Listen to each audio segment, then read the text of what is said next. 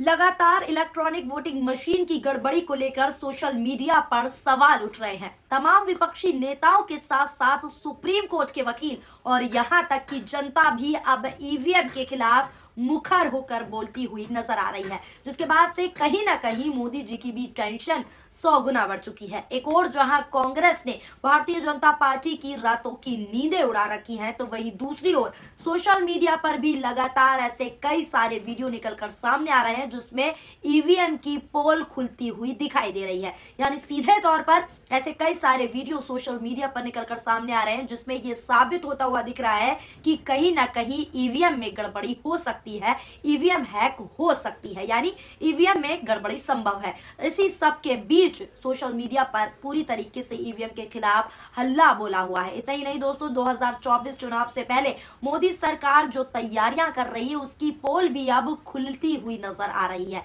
ऐसा इसलिए कहा जा रहा है क्योंकि लगातार ईवीएम पर विपक्ष सवाल उठा रहा है। ईवीएम को लेकर अब इंडिया गठबंधन से लेकर सुप्रीम कोर्ट के बड़े बड़े वकीलों ने सरकार से खुली जंग का खुले तौर पर ऐलान कर दिया है। यहां तक कि दोस्तों, लोकतंत्र को बचाने के लिए ईवीएम के खिलाफ आंदोलन शुरू करने की बातें भी कही जा रही हैं, जिसने मोदी सरकार के पसीने जो है निकाल कर रख दिए हैं। एक बार फिर से ईवीएम ने सरकार की नींद हराम करने की ठान ली है। रिपोर्ट्स की माने तो जानकारी आपको दे देते हैं, दिग्विजय सिंह से लेकर तमाम दिग्गज नेता चुनाव आयोग को इलेक्ट्रॉनिक वोटिंग मशीन का सच बाहर लाने को कह रहे हैं, लेकिन चुनाव आयोग की ओर से कोई भी इस पर अभी स्पष्ट जवाब नहीं दिया जा रहा है। फिर से दिग्विजय सिंह ने क्या कुछ कहा है वो जानते हैं। अमर उजाला की खबर के मुताबिक आपको बताने की कोशिश करते हैं। लिखा है कि इंदौर के पूर्व मुख्यमंत्री दिग्विजय सिंह ने हाल ही में हुए विधानसभा चुनाव पर सवाल उठाए। उन्होंने इलेक्ट्रॉनिक वोटिंग मशीन से वोटिंग की विश्वसनीयता पर सवाल उठाते हुए कहा है कि मतदान की गणना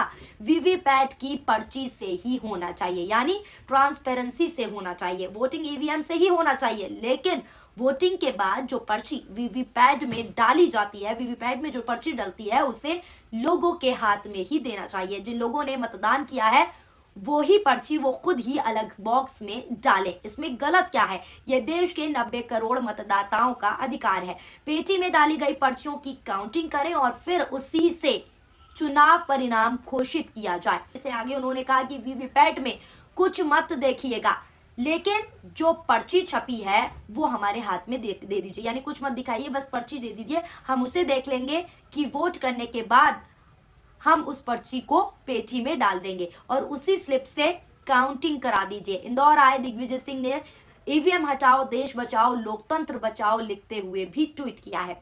इसमें उन्होंने क्या कुछ लिखा है वो बताते हैं। वो लिखते हैं, चुनाव आयोग पर सवाल दागते हुए लिखते हैं, निर्वाचन आयोग विपक्ष की बैठक में बाधा क्यों डाल रहा है? ये सवाल वो कर रहे हैं ट्वीट के जरिए। हम उस चुनाव आयोग पर कैसे भरोसा करें जो प्रमुख विपक्षी दलों से मिलने से इनकार करता है? आयोग और अधिकारी पारदर्शिता क्यों नहीं हो सकते, यानी पारदर्शी क्यों नहीं हो सकते? उन्होंने पूछा कि अगर ये इतना सुरक्षित है कि कोई भी इसे हैक या हेराफेरी नहीं कर सकता, तो सार्वजनिक डोमेन में चिप पर सोर्स कोड क्यों नहीं ला सकते? यानी सीधे तौर पर दिग्विजय सिंह ने ईवीएम हैक हो सकती है ऐसा खुले तौर पर आरोप लगाया है और सोशल मीडिया पर भी लगातार ऐसी वीडियोस वायरल हो रही हैं। इसी मसले पर अब लोग भी ट्वीट कर रहे हैं। एक यूजर ने क्या कुछ लिखा है वो बताते हैं। कुछ बेबुनियाद जो है सवाल नहीं बल्कि बुनियादी सवाल उठाए हैं और सवाल पूछते हुए लिखा है कि भारत सरकार ने मुख्य न्यायाधीश को मुख्य चुनाव आयुक्त की नियुक्ति प्रक्रिया से क्यों हटा दिया? भारतीय चुनाव आयोग पिछले 1 साल से विपक्षी दलों के साथ उनकी चिंताओं पर चर्चा के लिए क्यों नहीं मिल रहा है? ये सवाल पूछे जा रहे हैं।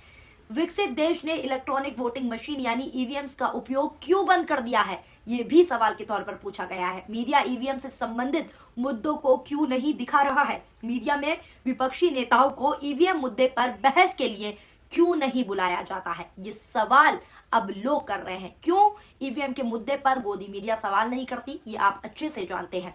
ईवीएम को लेकर लगातार सवाल उठते जा रहे हैं। लगातार ईवीएम में गड़बड़ी हो सकती है, ऐसी संभावनाएं जताई जा रही है, लेकिन इस पर चुनाव आयोग अभी कुछ बात नहीं कर रहा है। अब आगे ईवीएम को लेकर जो भी फैसला होगा हम आपको अपडेट देते रहेंगे। फिलहाल इस खबर को लेकर आपकी क्या राय है नीचे कमेंट बॉक्स में कमेंट करके जरूर बताएं। वीडियो पसंद आई हो तो वीडियो को लाइक करें और हमारे चैनल सोशल न्यूज को सब्सक्राइब भी करें। शुक्रिया, धन्यवाद, नमस्कार, जय हिंद, जय भारत। चैनल को लाइक, शेयर एंड सब्सक्राइब करें और बेल आइकन दबाना ना भूलें।